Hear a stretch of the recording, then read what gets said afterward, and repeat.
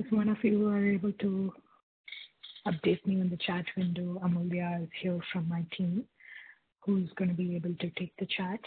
And in case any of you have any difficulty hearing me or hearing the webinar, seeing the slides, any difficulty you come across, please do enter it on the chat window and she'll be able to assist you with it. Right. So after the long weekend, we're here for a CPD webinar. The topic for today's session is law office matter management. Now, this is the topic you're going to enter in your Law Society portal to avail the credits for your 1 hour of professionalism CPD credits. For the ones who have joined the webinar already, you would see a link, attendance link entered on the chat window. Every 15 minutes once at 2:15, 2:30, 2:45, and 3 p.m. There's going to be 4 more times when Amulya is going to enter the link, attendance link, and the topic for today's session. Please note that we only provide professionalism CPD credits and we do not provide any substantiative hours. So I request all of you to make a note of it while entering your credits. Thank you so much. Great. So almost into 8th month of the year, we're here discussing more of practice management avenues that would help you to build your practice with more compliance standards laid out by Law Society, of course. And as part of that, in today's topic, we're going to cover how to efficiently manage matter and what are certain criteria that you need to fulfill in order to be compliant with Law Society, at the same time service your client more better, more professional, and more ethical. As part of today's agenda, these are some points we're going to look at. We're going to see what are the important steps involved in client intake, service, and communication. Now, partially, this is also part of the other webinar on client management or contact management, but it is, I could say it is a continuation of the other webinar we had probably a couple of weeks back or 3 weeks back precisely, where we talk about how you could intake a client, what are the things that you need to keep in mind, like conflict check, source of contact, creating fee books, and other things that you will have to keep yourself compliant from the contact or the client management perspective. Now, when it comes to matter management is, again, like I said, is a continuation of client or a contact management, because only when you have a client or a contact entered as a client into your portal or program or any database system that you're using, then comes into picture the file or the matter creation and management. Now, what are the steps involved in creating it, maintaining the compliances after creating the matter, handling financial and other documents as part of it? What are the Law Society requirements after you intake a client and a matter? Of course, we're going to focus today on what are the requirements of Law Society after you create a file or a matter. And likewise, trust and general management, invoicing, how do you record the dockets, whether it's billable time, flat rate dockets, even pro bono hours needs to be recorded for some files. We're going to see different types of docketing, invoicing, transferring from trust, matter, document management, as there's several documents involved in the process of building a matter. And of course, last but not the least, how do you handle additional parties, especially there's code forms involved in there, or, invoicing where you'll have a joint retainer, etc. We're going to see additional parties as well today, and matter analytics, fee book along with it. All right, so that's part of today's agenda. The agenda seems long, but trust me, it's pretty decent to go through it in less than 55 minutes to 1 hour. And if any of you, again, have any questions, please don't hesitate. Enter it on the chat window, but unfortunately, you'll have to wait till the end of this webinar for me to come back to your questions. So please be patient once you enter your questions. None of your questions will be left out. We will make sure to address it as and when we go, if Amelia is able to take it on the chat, or if I would be able to take it after the webinar is done. Thank you. All right, so as I mentioned, one of the previous webinars where we did client contact management, where we spoke about client intake and what are the client intake service and communication and what are the points to remember. And this is being a continuation of that. Let's refresh a little bit on that part. So when you're intaking a client, some of the important points for you to remember is the method of intake, whether you're doing an electronic client intake or you're doing a manual client intake. What are the types of details that are being recorded into it, whether you're entering all the calls, any correspondences, consultations, everything being recorded as a docket or as a note, and conflict checking for confidential information, determining collateral for fee, whether once you have added a client, whether you're completing the conflict check, determining what is the type of fee you're going to charge them. Are you going to charge them flat fee, billable time? Are you going to charge them ahead as retainer? Or you're going to charge them as a client payment once the work is done? All of this is based out of your financial practices, whether you're going to have a trust account or no trust account, so that you can deposit retainers into the trust accounts, provide receipts, and move on. And we're also going to see why is it important to provide non-engagement letters? Why should we, provide one if we are, not servicing the clients? Let's say, for an instance, someone reaches out to you just as a, inquiry, and for some reason they ghosted out, they didn't decide to come back to you. Now, there are higher chances where they can, kind of come back to you, blame you for something that didn't happen. There are chances, higher chances. So how much ever is the engagement letter carries the importance of you engaging with a client, retaining them, and etc. for the services. Non-engagement letter carries equal or even more importance, I would say. So providing a non-engagement letter, if you are not probably, engaging with any sort of service with them, mark them as a ghost client and provide a non-engagement letter. So that way the ball is not in your court. You're all clear, and there's no way they're going to come back at you if there's any issues.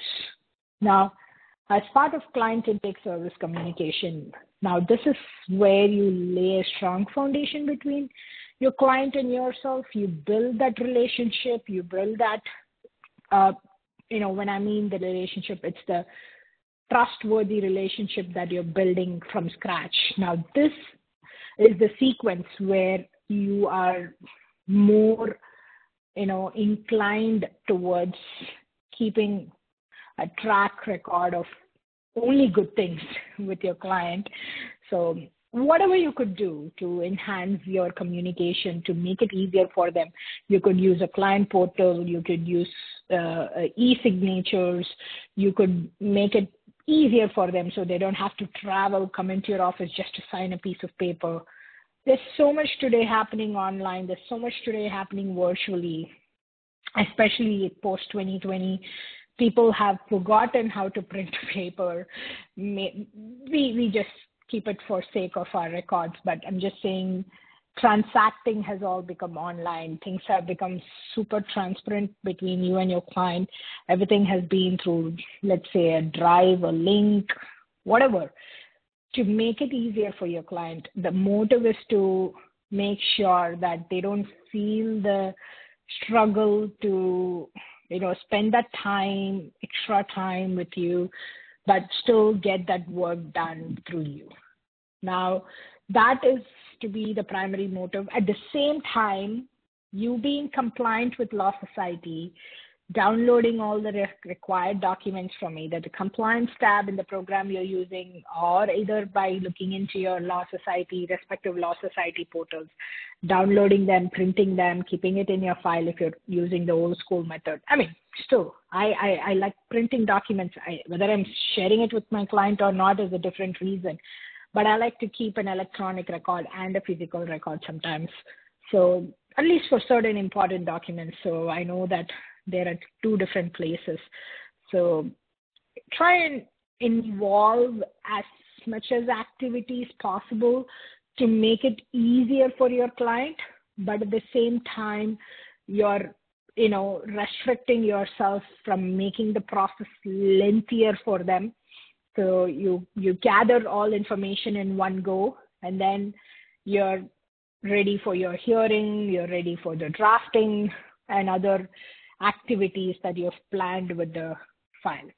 So client intake service communication, one of the most important starting point to impress your client and to win the business. So make sure you do that, keeping in mind those 2 points, and also, last but not the least, keeping yourself compliant with Law Society. Now, from there on, matter management plays a role because you have cleared client intake, you have cleared conflict checks, other processes involved as part of the client intake or client management. Then when you slowly move on to matter management, where you're opening a file, this is where you technically do the daily activities for a client in their matter. This is for a respective client. So this is where file organization plays a role. You're numbering the file, you're indexing them, you're recording. Of course, you're naming the file behind what the matter is, what the issue is. You want to tag court file numbers. You want to cross-index them with your reference numbers with what uLaw provides you, or with any other software, of course, provides efficient matter management so that you can ensure your practice achieves its potential very easily, and you're able to generate invoices with your dockets, with your disbursements, with retainers in it if you are managing trust. If you're not managing trust, there's no need for retainers. You straight away invoice your client with the dockets, with the disbursement, collect the money into the general account, and complete all the necessary documents in the matter with a simple click of button. You're able to get a complete view, which is where the matter status updating happens. So there's a lot of these that you can make best use of. You can provide your clients with documents, e-documents. You can tell them that, hey, this is where you stand currently. Here's your trust and general ledger. Here's your settlement statement. Here's your statement of activity. This is what has happened from the day one since you met me or met with me, and we discussed the case and we got the retainer. You signed the retainer, everything in the track record. And that status updating from time to time. Now, there could be some files that could be going on for months together, more than a quarter. So there are some set of documents that Law Society says on a quarterly basis you need to update to the client, on half-yearly basis, annual basis, whatever, or monthly basis. There's some different types of documents that you have to update them from time to time. And the matter status updating happens based on the length of the matter. And how long it's been going on. It's case to case, so you can take a call based on it.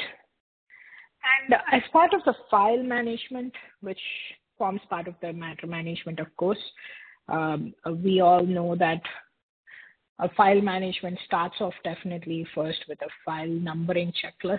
You have a file number and a checklist of things that needs to be put into that file or that needs to be part of the file. So making sure you confirm the conflict check, you have a separate file for each matter. A same client can have 2 different matters, 3 different matters, n number of matters, but making sure that each of those files are being created as separate matter and chronologically secured with file numbering systems, and also personal recording of client interactions. There's also proper organization through numeric and cross-indexing. Now, a lot of them use what uLaw provides. A lot of them use their own file number from the matter file description box. So however you want to organize these files, cross-index them through alphanumeric file numbering system, which is what Law Society highly recommends, and that's what uLaw also gives. Many of them don't like how it looks, but trust me, that's what is going to help you to figure out the numbers that is laid across all of these files. And this will eventually help you to keep a log of all of these files, whether it's active, whether it's archived, whether it's closed, whatever it is. So making sure from time to time, not only just securing them chronologically or cross-indexing them or maintaining a separate file for each matter or completing the checklist. It's also important that you mark the status of the file every now and then. Okay, so it's an ongoing file. You want to keep them active. If it's a closed file, you want to mark them closed. If it's something that you don't want to see in the future, you mark them as archived.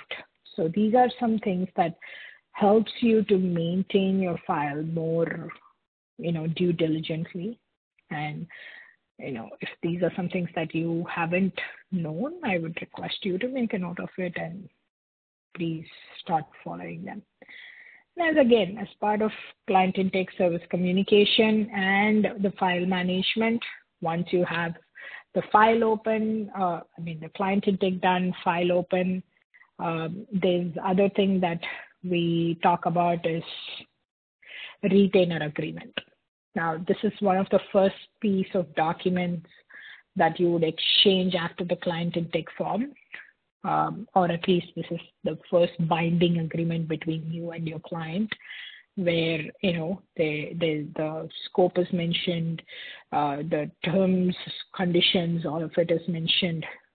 What would be your frequent method of communication, preferred method of communication, the retainer arrangements, whether you're getting them in one shot or whether you're doing installments, legal practitioner, client confidentiality, and other risks that's associated with certain methods of communication. Now, you have to, of course, make sure that you give them all of these points in this first agreement that you're providing to them, so that I know it might sound exhaustive, but then you could modify them according to your practice requirements. Some might not have trust, so there's no need for a retainer agreement. So you might want to make it look like an engagement contract. Some might not have, get retainer in bulk. They might arrange for installments. So you want to include the dates in which you are providing the, you're collecting the retainer rather. So this is completely modifiable. This is completely up to your practice method that you follow. But some terms and conditions that are part of Law Society compliances, requirements. It's nice to have it in there so you don't miss those important points. And one such is this slide here where you want to make sure you note down all of it that belongs to the client intake, service, and communication as part of the retailer. The next one here talks about professional obligations as, compliance documents, what you need for Law Society, and not just client retainer agreement. You have other compliance documents that you would need for Law Society client intake, what the auditors are mainly looking for. Other than client ID verification documents, you have client intake forms, you have retainer letters. When you collect the retainer letters, obviously the client, let's say they're going to pay the retainer to you. So most of the times we tend to forget to issue them a receipt and we proceed with the work. So this is where you need to keep in mind where you need to also provide a retainer receipt to them. Now these are all auto-generated or auto-populated in uLaw. But if you're doing it on your own, please try to follow the format laid out by Law Society. And of course, conflict check and other non-engagement letters if you have to issue anything.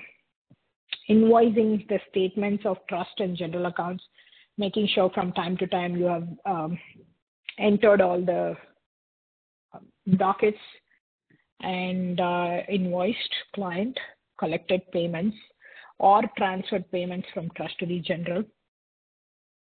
And you need to get the statement of trust and general accounts ready so that maybe it's part of the monthly documents, quarterly documents that you provide to the client.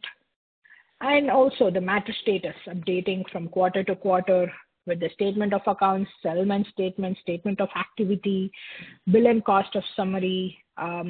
You have to make sure the yearly update with statement of account is also provided if the client is being serviced for more than a year.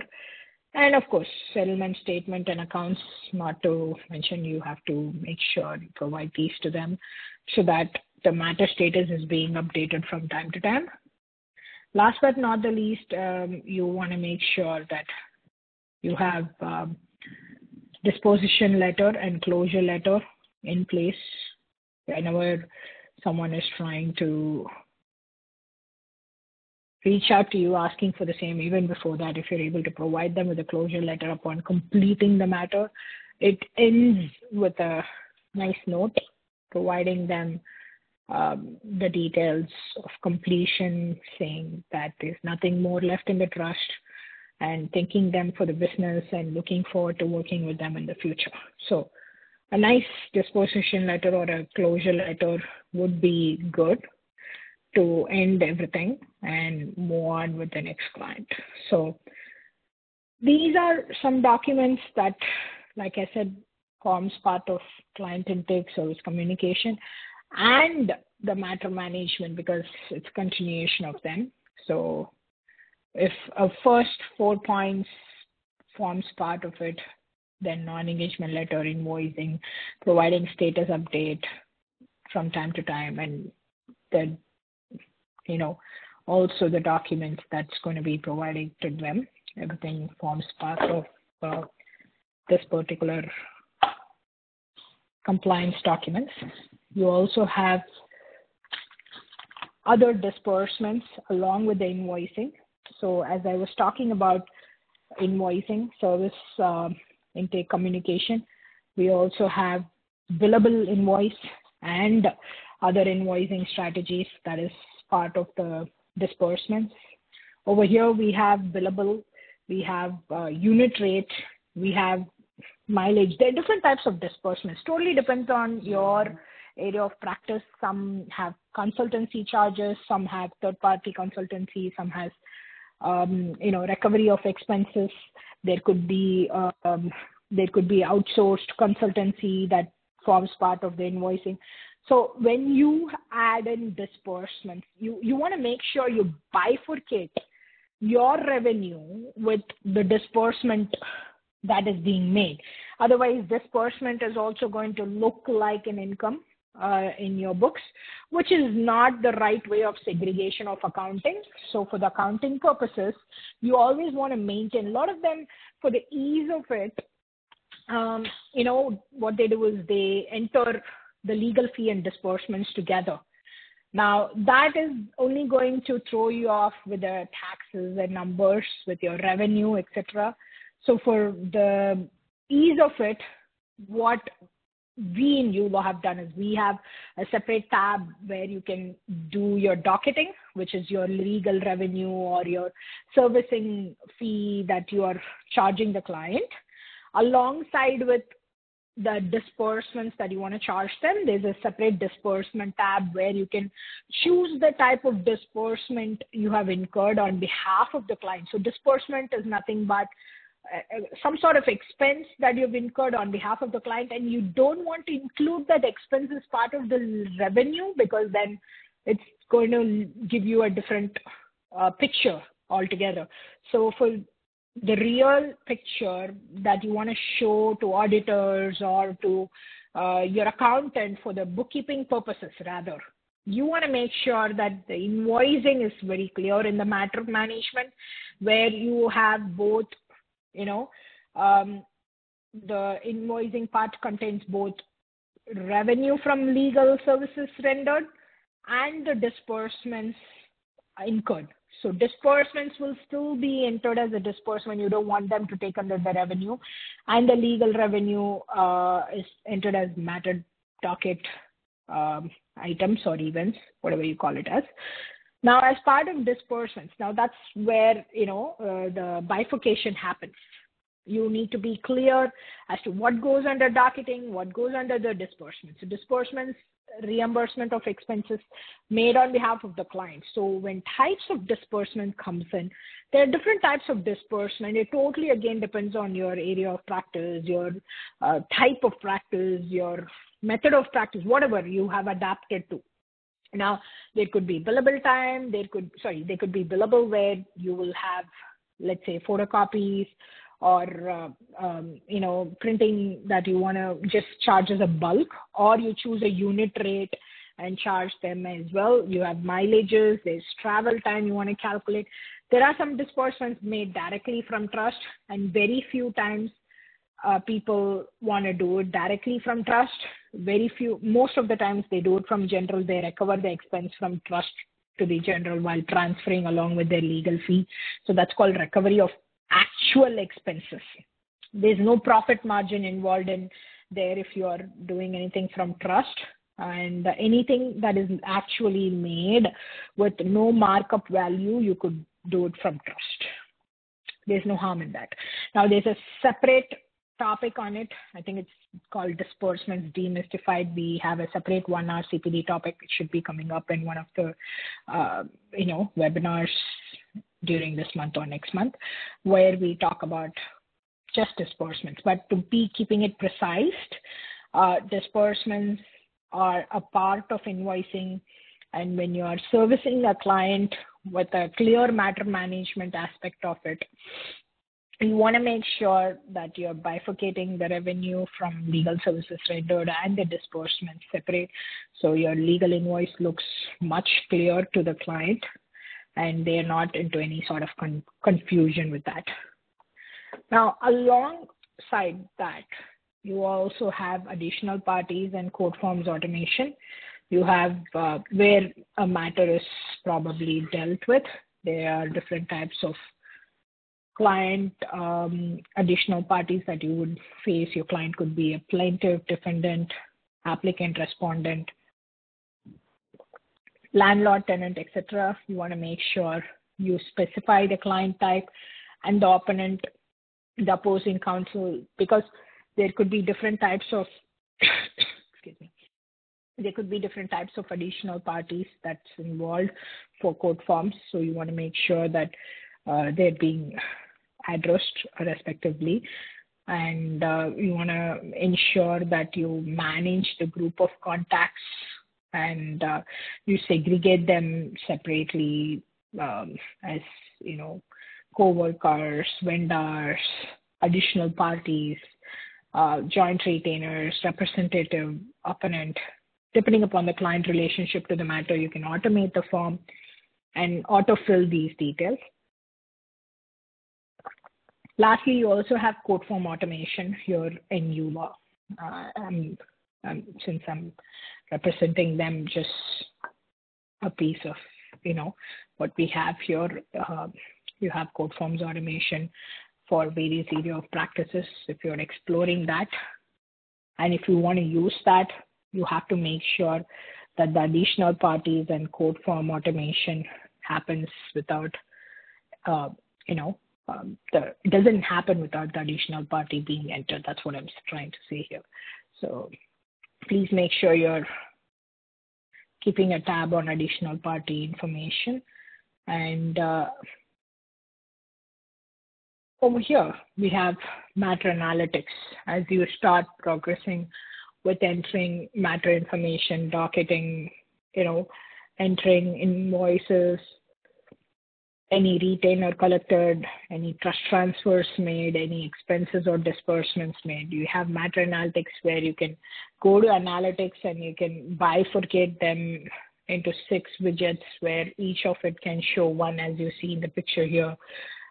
They can be expense chart, revenue chart, profit, and fee book, different insights that you can get, which provides the matter status and trust in general accounting with a timeline that visually provides you comparing different area of practices if you are practicing in different areas, providing you with the revenue and expense and importance of client and revenue worth over here. Now, analytics helps you visualize the data in the form of pie charts, tables, or insights. You can choose to use any type that you want, anything that's helpful for you. And know the unknown. Mostly, I always tell clients where, we think we know what is our profit, where we're doing good, where we're doing better and things. But this analytics that you might take a minute or two to, create from the program you're using would definitely always amuse you with all different information that will provide you information such as whether you're doing greater in, family law or real estate or, maybe wills and estate, whatever. You could be doing different area of practices and one of them would start showing up. All of them will be showing up the percentage as you start seeing the fee book charts by category, etc. So these analytics does tell you where you do better. So please do utilize your time to understand the matter analytics. So a lot of us stop working on the matter once the matter is done. But I would just say go a little bit extra mile. I mean, these are also part of Law Society compliance documents, including the closure letter. Go one step ahead or 1 mile ahead and try to, do all of these as part of the matter management to, of course, improvise it and make it look better for you as well as your client at the same time. And additional parties and code forms automation need not necessarily be there for all area of practices. Let's say for real estate lawyers, additional parties is still available for you because you might have joint retainers who does selling, purchasing together. You might want to make sure you add them together. And over here you have different area of practices that you might choose. So absolutely up to your, requirements. And from there on, when you go in as part of matter management, now where we are more concerned, or rather how we can make things work better for you, is definitely based on the technology that you're using. Now, if you're using a program like uLaw, we allow you to download a mobile app. We allow you to dock it anywhere from phone. You're able to docket email conversations, chats. You can upload it into your, client portal, rather the matter, where you can add it as a docket and access the client information on the go, literally from anywhere.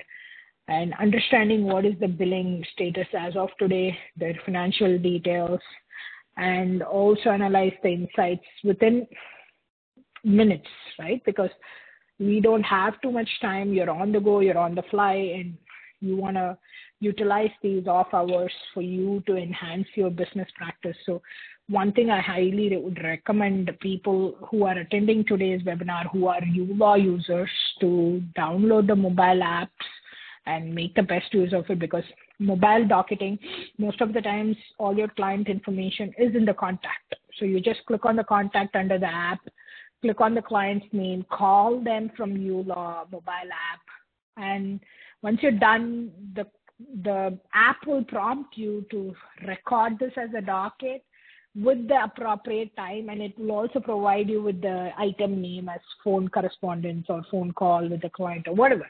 So that is the level of, benefit that you should be receiving with using it high-end technology like this, that would enable you to keep on track with what is happening in the matter today and allow you to manage the matter more efficiently from anywhere you are. And this is how simple the mobile docketing looks for all of you, just for an instance. So there are about 5 screenshots here showing you that I was on my mobile app. I clicked on the specific client. You see there's a phone number there with the phone button or something. When I clicked on it, all that I had to do is I finished the call, immediately prompts me on I think it's on the 4th screen that you're seeing from the left-hand side. You will see, would you like to docket? Would you like to add a docket? And then when you click on yes, it seems like you were on phone call at this particular time. So it even timestamps the docket with the time and date. And when you click, the moment you click yes, it's going to allow you to docket it directly into the matter. And you can also edit it's giving you on the last screenshot, if you're seeing, it says telephone conversation, where, you can edit it, you can change it to what you want as a docket title. You want to give a docket description, that's also there, what happened and the reason for the docket, etc. So now that is the next level of docketing, I would say, because we don't always sit in front of the computer. You could be at home handling a client call, and you want to be making sure that you have everything in there for, your client call. And you have to make sure that, the mobile docketing is more precisely entered into the respective matter. That's more important. So a lot of times we could have spoken to Adam Brown, and you could have entered it in Adam Susan, whatever other name, which is similar. So if you're using a mobile docketing, it'll enable you to enter directly from the Adam Brown file itself. This is one other plus point that I find from mobile docketing. And last but not the least, benefits of a practice management. Now, many of you know that there are several benefits of a practice management, but one of them is definitely things that you wouldn't be able to do yourself, which are mobile insights and mobile analytics, mobile docketing. There's so much that you would not be able to do on your Excel spreadsheets or even your other systems that wouldn't have a mobile app. But this provides you an overall picture of what is happening in a specific client file, and that would in turn allow you to service your client better.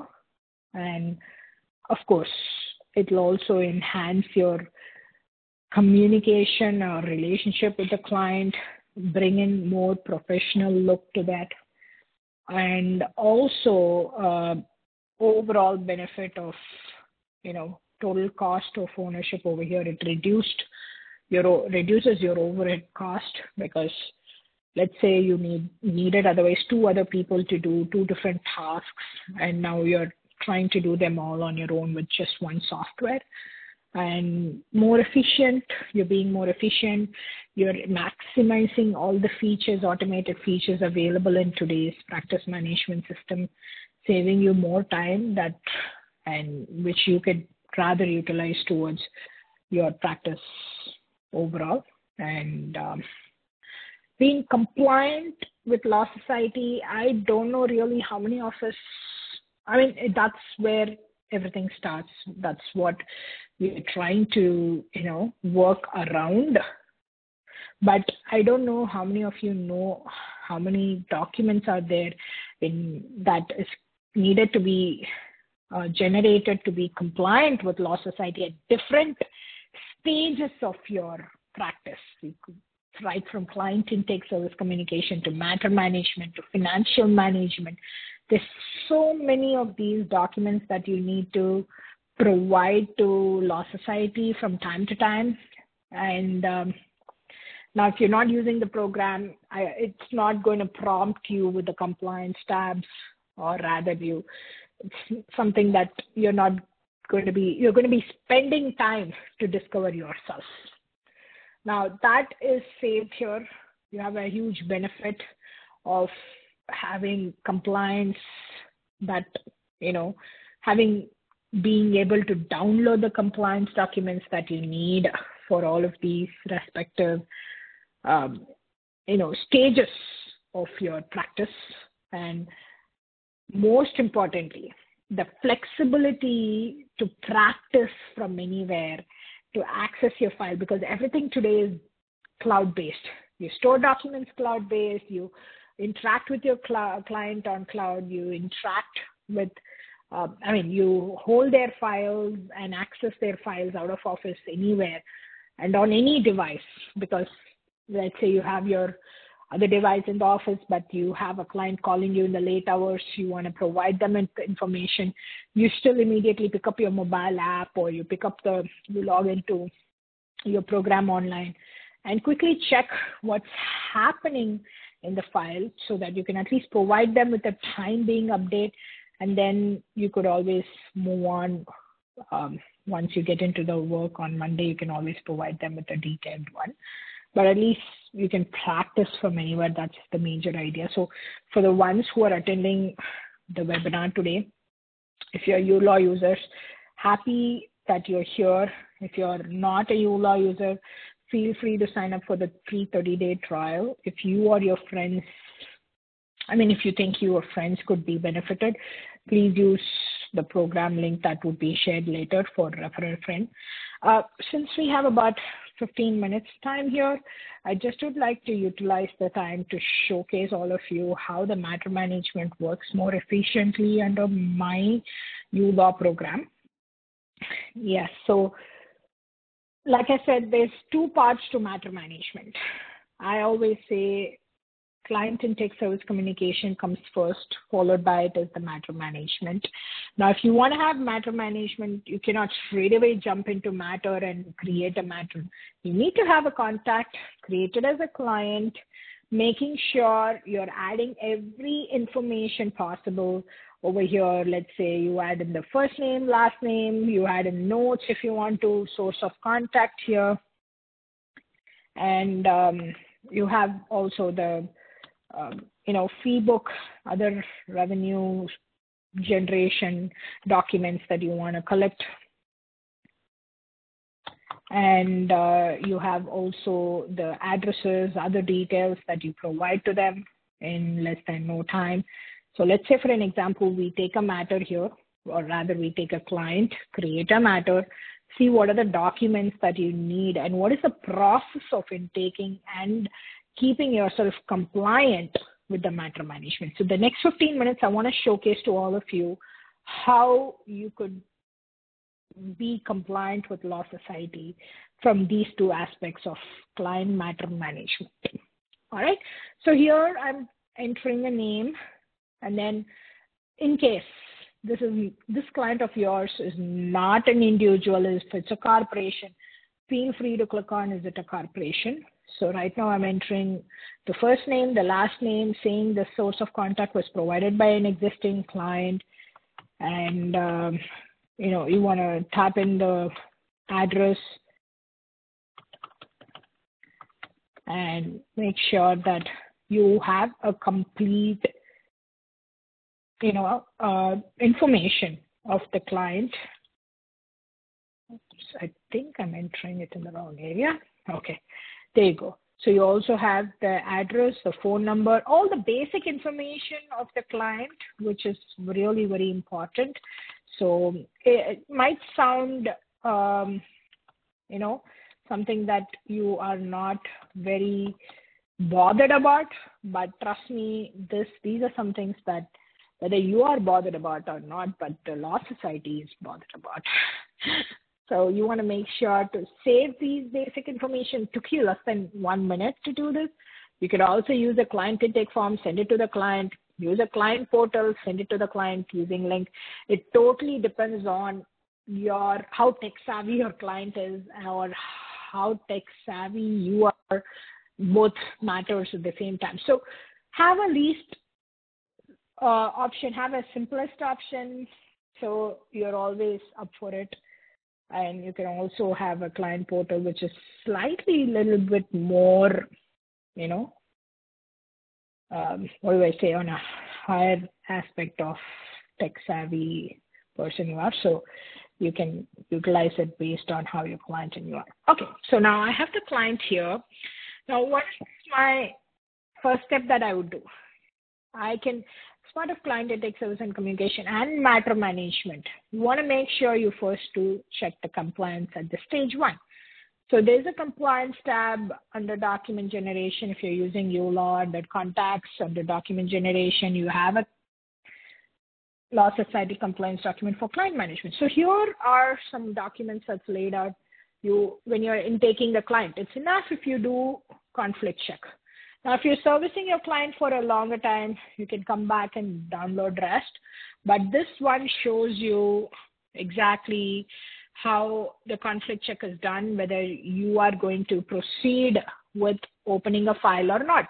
Because if there's conflict with this client, you might not proceed with opening a file.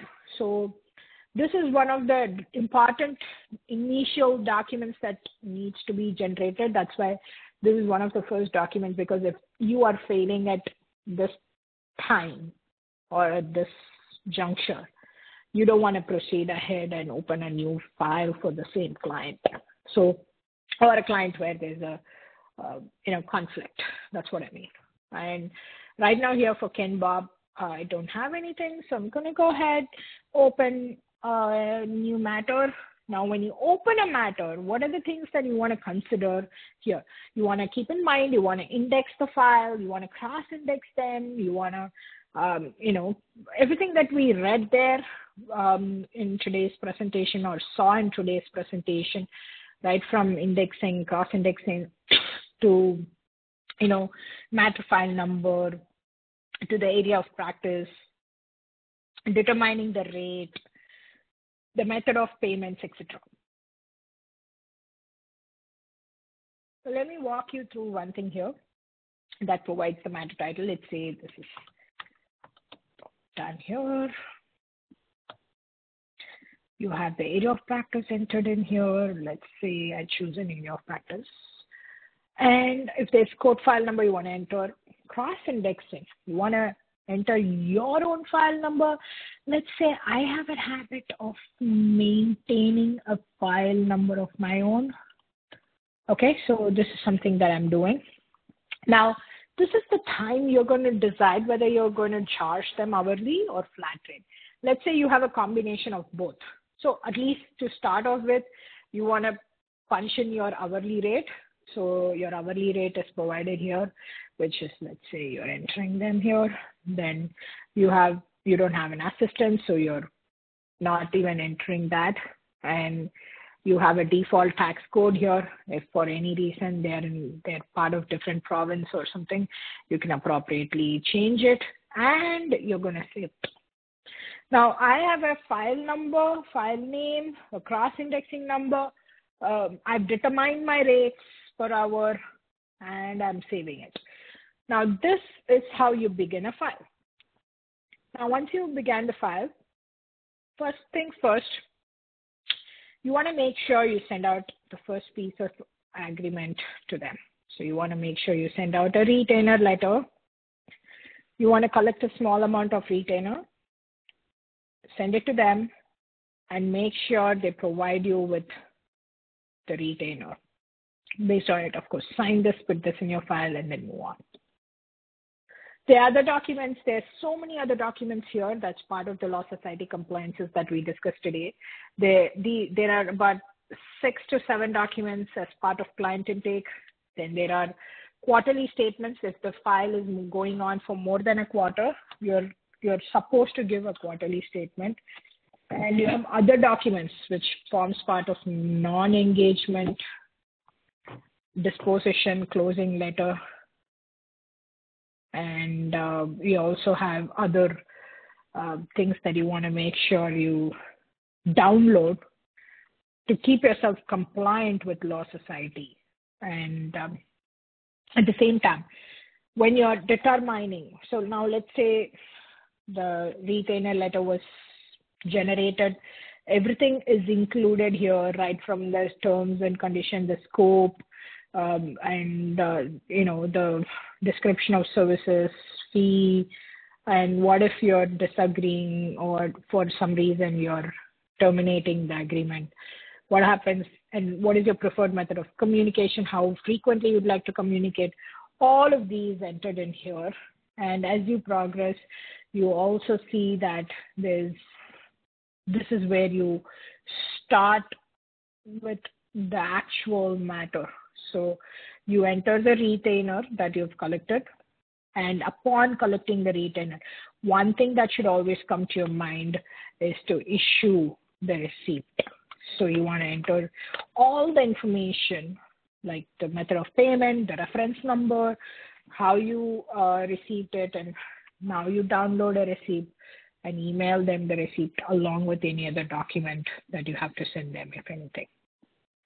So this is a very complete receipt, so you can send it to them, and you're deciding to proceed with the work. When you proceed with the work, you want to make a quick call whether you're doing billable time, you're doing flat rate, because we decided to do both, right? So let's say for the initial client meeting, you want to do a billable time, so you're doing an autofill billable time. You want to add in the description, you want to use flat rate, feel free to use it appropriately. So over here, I'm using the flat rate for drafting, so you could absolutely decide how you want to use it. And as you progress, you can save it, you can enter the description, you will enter disbursements here. Remember the recovery of expenses. So let's say I want to charge for some photocopies, and you're charging your client for $20 plus taxes. Now you're not spending anything, so this is where the markup plays a role, and you can click on save because you're not. But the motive here is to separate or segregate your legal revenue from recovery of expenses. All right. And now when you raise an invoice, if you have any additional parties you want to show them, let's say, for example, you have a joint retainer. So you have added the joint retainer already in the context for a simple example. So you want to add them here, feel free to add them here. So the joint retainer is also added in here. And you want to invoice them, simply invoice them. So there are several documents here. You'll have to go through these statements. All these statements are provided here that you want to give them. Statement of activity, bill of cost, trust plus general. If you go into compliance tab, you have them broken down nicely into what documents you give while intaking a client, what documents you give while, the file is more than a quarter, servicing more than a quarter, and what documents you give rather when you're, at the time of other documents like non-engagement and closing letter which is being provided if in case you're not engaging or if in case the file is closed smoothly. So right now here, I want to show you how a file is closed smoothly. So I'll be showing you the closing letter. So you have you're completing just to save time. I'm quickly skipping the preview, completing to show all of you how, okay, I have description, I have eco-friendly, I have my logo, letterhead, I have a nice theme that I've selected. Everything is good. Then I go ahead and download the invoice printable format. I either print it, hand it over, or directly give it to the client. And here's the invoice. Most importantly, all the cross-indexing number, both joint retainers and the client's information here on the top. Legal fee, revenue as dockets, total photocopies, retainer, and what balance do they owe you. When you go back in there, you can always do the needful to transfer the money, make it yours. Once you make that yours, then you go back. Also collect the other payment. Once you're done with them, you can issue the receipt for both the payments, especially now you got the remaining payment, which is the payment receipt. So you want to also make sure you provide them with that. So when you click on question mark, you can collect the payment and provide them with the rest of it. Provide the receipt for the rest of the payment that was made. And make sure you select the appropriate method of payment. Provide the same thing that you did for retainer, okay? And you have to make sure to do this from time to time. Every time you collect a payment, religiously provide them with the receipt. And here again, you download. If you want to modify the description, feel free to modify. But at the end of it, you should have complete details of the client and yourself on the top. You see their indexing with the reference numbers, with the file reference numbers here, the receipts here, methods here, everything here. And then you move on, you have, right now I want to show you all how the compliance looks like. Okay, so now let's say client intake documents was done, but you have now quarterly statements. This file, let's say, is going on for a while. So you want to give them a summary, let them know this is what has been happening in their file so that, it's been more than 3 months. They at least know this was the retainer they paid. We drew that. The fee was so much. The disbursements was so much. The balance was paid as other payments into general account. Now, if they want more, you can do statement of faculty or settlement plus accounts. So which will look more where you have added some dockets, you have added the disbursement, everything comes off with description and other things. So your retainer, your legal fee, disbursements, your invoices, this is what the client payment was, and there's a summary of both trust and general. How much was paid into trust, how much was withdrawn, what is the balance now in trust, likewise, how much invoice was raised, what was paid as a general account. So this much information is to be provided to your client, so they are not, they're not left out or left behind without any information. And when you come back, if you're done, please provide a closing letter. And of course, once you provide the closing letter, you enter everything to conclude the file in addition to it. And we're closing the letter and, closing the file. And when you go back, you can nicely close your file, click on closed, and the file is done. So this is how much you would want to make sure to do from time to time. You want to make sure, you're updating the records from time to time. You're updating your client mainly from time to time. That's how the matter management works.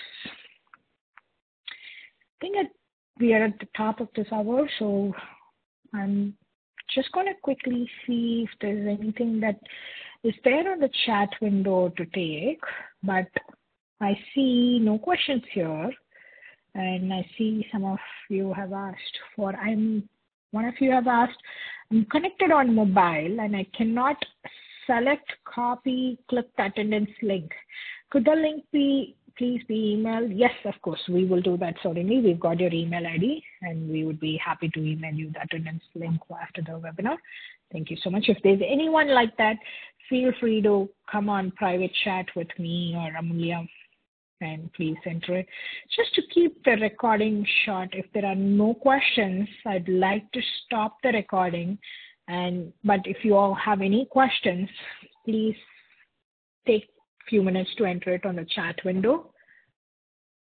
And I'm going to quickly stop the recording so we could take the questions off the recording. And that'll save some time for the ones looking at the 1 hour webinar later. Thanking every one of you joining for today's webinar, and I hope the matter management was helpful for all of you. I request all of you to follow every single thing we discussed today, especially in terms of the compliance documents that we discussed. And any feedback's welcome. Thank you so much for joining in, and please stay back for more important links that we're going to be sharing soon. Thank you. Have a great weekend.